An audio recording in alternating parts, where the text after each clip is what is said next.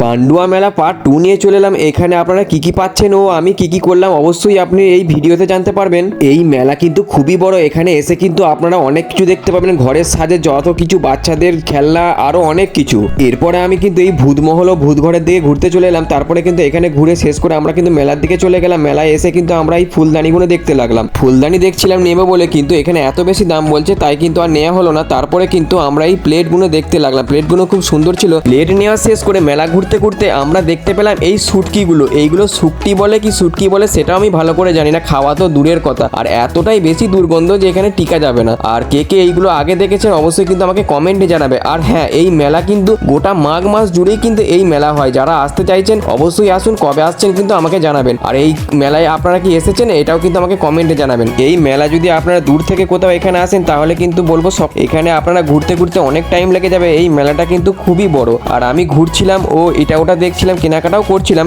এরপরে আমার শখ হলো যে একটু বন্দুক চালাবো, তাই আমি কিন্তু এই বন্দুকটা নিয়ে বন্দুক চালাতে লাগলাম। বন্দুক চালানোর শেষ করে যেদিকটা ঘোরা হয়নি সেদিকটা আমি কিন্তু ঘুরতে লাগলাম। এখানে যতই ঘুরছি কিন্তু নতুন নতুন জিনিস দেখতে পাচ্ছি। আর এই যে মিষ্টিটা আপনারা দেখতে পাচ্ছেন, এই মিষ্টি একটা ওজনই কিন্তু 1 কেজি 800 গ্রাম এরকম ওজন হবে। মেলা ঘোরা শেষ করে আমরা বাড়ি চলে আসবো বলে কেনাকাটা করতে লাগলাম। কেনাকাটা শেষ করে কিন্তু আমরা এই যে পুরনো মন্দির এখানে আমরা কিন্তু দেখতে চলে এলাম, কেননা এটা এতটাই পুরনো, কিন্তু এইখানে আগে মানুষকে যেতে দিত কিন্তু এখন আর যেতে দেয় না, ঘিরে রেখে দিয়েছে কেন আমি জানি না। ঠিক আছে, এরপরে কিন্তু আমরা বাড়ি চলে এলাম। দেখা হচ্ছে নেক্সট কোনো ভিডিওতে। টাটা বন্ধুরা।